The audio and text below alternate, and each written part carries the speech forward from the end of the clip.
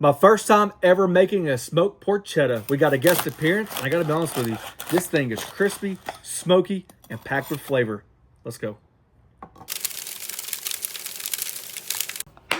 Back at it again. What's up, Flat Top?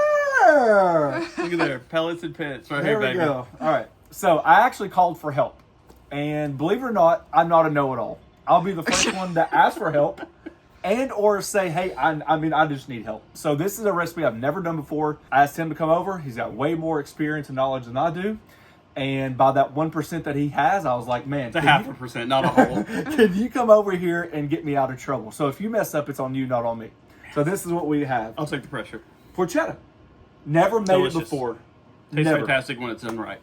I went on Google, good old Google, and I quickly realized that this is not going to be traditional. Nope. There is an ingredient out there that comes for the traditional part of it called fennel pollen. I'm not buying it. It's not local, so I mean, I would probably say a large audience out there would not have the ability to buy it unless they go online or they have a specialty herb shop or something like that. I would like to know down in the comment section if anybody can find out where this originates. I can handle that. You break your hand. I want that comment now. Along with the fennel pollen, they actually said it's not even worth it to substitute ground fennel, whole fennel, or anything at all. The fennel bulb, nothing, because the flavor is so unique. I did have a question though, and we do not know the answer. Another question they can answer down below. My grocery store had bee pollen. And I'm like, fennel pollen, bee pollen. I wonder how uniquely different or how close that would be. Oh. This is the idea that I'm coming up with. Garlic. It's probably pretty good on pork. Some fresh lemon zest. Salt, pepper. We have rosemary and thyme. So the idea with this is it is traditionally not served with any other crap. No sauces, no nothing, no here, no there, except fresh bread. So we're going to slice this, put on some bread, have a fantastic little Italian sandwich. Because they say the flavor inside the porchetta is supposed to be so good. I'm already excited. You don't want to cover it. Truth be told, the only reason why you're here is so I don't mess up the pork. So you're going to be cutting the pork, so that way if you mess it up, it's on TV, not me. So you're going to take over the pork cutting. All right, big slab of pork belly. And the reason that I'm gonna cut it is because I want to see how well his knife's cut. And the only reason that we're actually cutting the pork belly is so that we could make it a little bit more symmetric, so to speak, if that makes sense, prettier for the smoke or for the cook.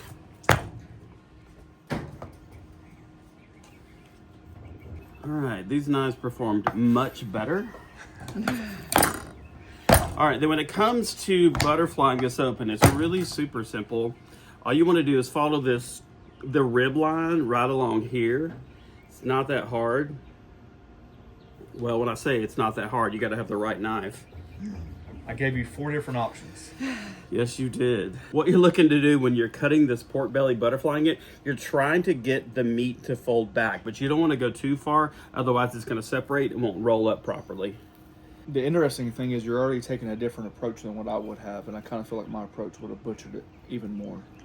I would have tried to cut the whole thing like this way, all the way back, but I really like your way better.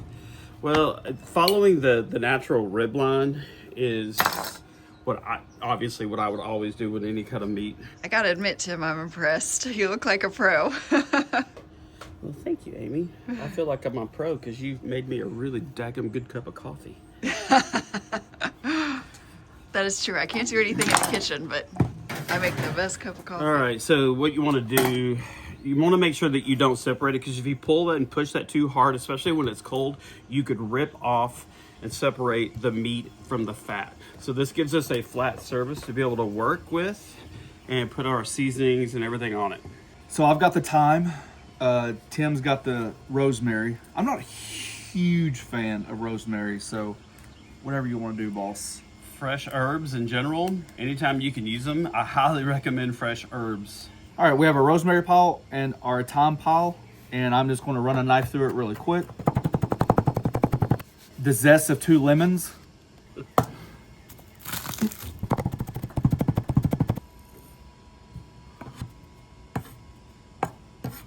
That looks divine now. That does look like one good looking mix.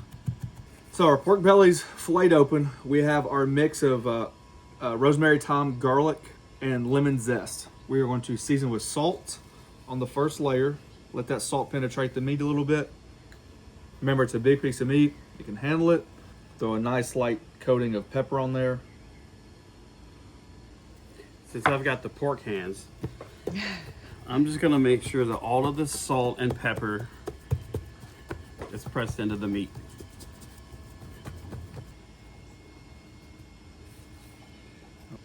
Okay. Let's fold it in.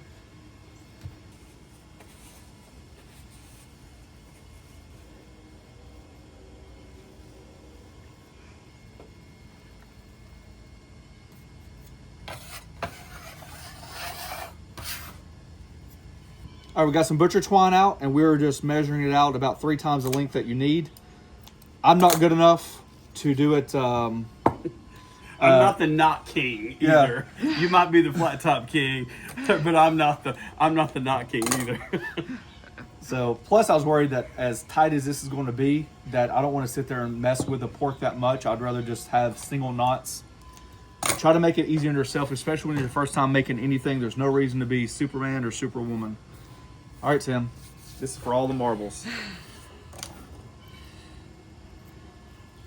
Roll it like in your 20s. Let's go. Now, one of the things, it's not going to be a perfect roll. It's going to have to. You won't make your gap perfect just because. You're going to have to. Use them hands. They know about them muscles by now. So this is a 2-person job. It is a lot easier if you're not really good with knots. A 2-person job for sure is the best way to go.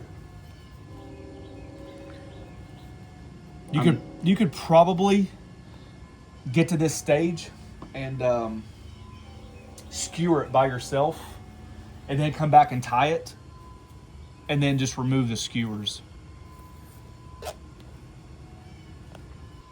Everything's rolled up, and we are just going to add just a touch of olive oil as a binder to that skin. It's super dry. I had it in the refrigerator overnight, where I took it out of the package, just let some of that skin dry up a little bit overnight. So this is going to be our binder, plus it can help that exterior get crispy. Yeah, I think that lemon zest and the fresh herbs are really going to come through on this.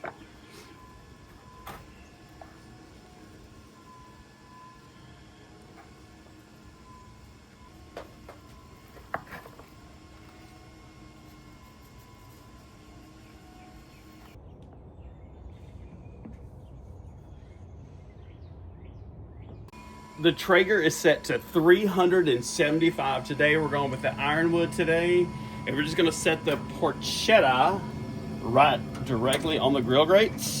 And we'll see you in a hot minute.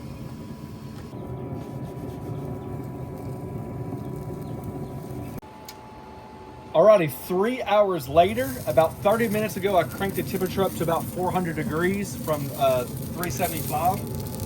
I've got like a little creme brulee torch. You don't have to do this, but I like the idea.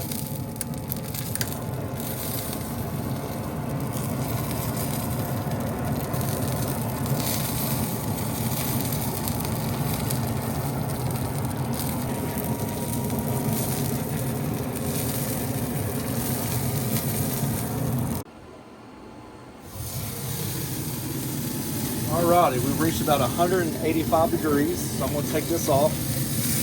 And since the grill is already at 400 degrees, we're gonna go ahead and toast our bread. We're gonna leave it whole and let it toast for just a few minutes.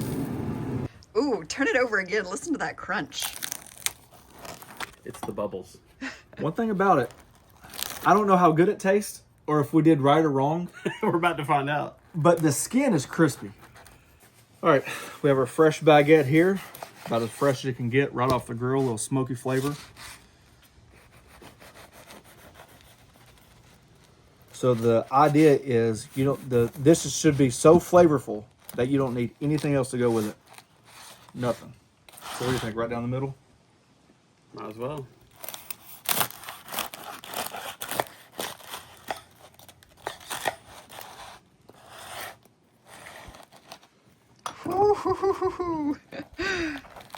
That looks like a winner, I gotta be honest. So Tim did his job. Tim did good. Oh yeah.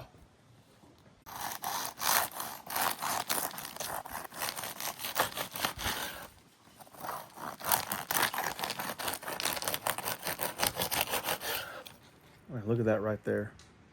That is just full of flavor.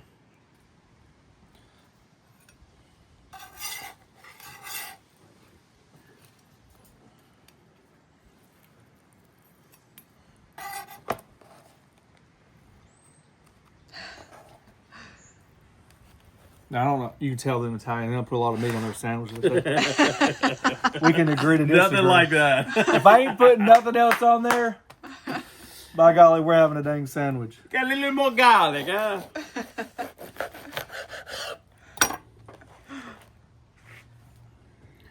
Oh, yeah. All right, go try that sucker. Cheers. That's it, Amy, right there. That's it. The money shot.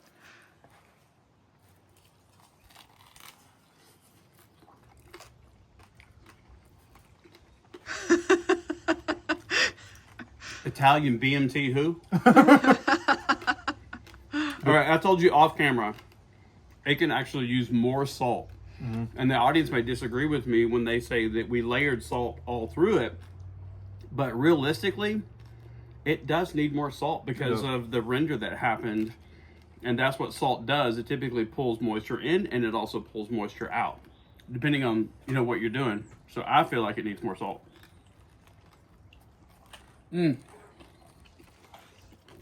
That's a freaking home run. With that being said, there's tons of stuff to like about it. For our first one, Absolutely. the tenderness, the fattiness. I like the addition of the zest and the garlic and the herbs. I do too. Mm-hmm. And you could even do fusion with this. Like for me, the first thing that comes to mind is like a tzatziki sauce. Yeah. Adding in just a little bit additional flavor to complement the pork very well. You know what I was going to say? The tradition is not to serve anything with it. You Yep. can see why, because I can really understand You don't need anything. the beauty, right? But with the herbs and the lemon in there, it almost turns this bread in the idea of focaccia, where you got like the herbs on the true. outside, right? But then you get the fattiness of the pork and then the crispiness is almost like... It's true. This is great all by itself. I think the bread is perfect too. Oh, I agree. The bread is not too, sometimes you get bread, it's too crusty. Wow. Got good. Right? It is. I mean, look at your hands. You know they talk about cheesesteaks. You can grate a cheesesteak by the grease. I don't care who you are with that. That's fantastic. All right, guys. Let's thank our special guest Tim for showing up. I'm really glad you opened the pork like that. We mentioned when we earlier when it was smoking. I was surprised that you did it that way, and I'm glad you did. Yes to the salt. Yep. It's one of the hardest things to do is to salt enough. Right. But we learned our lesson. Thanks for watching. Don't forget to press the subscribe button, pound the notification button, share with your friends. Peace. Dang, honey.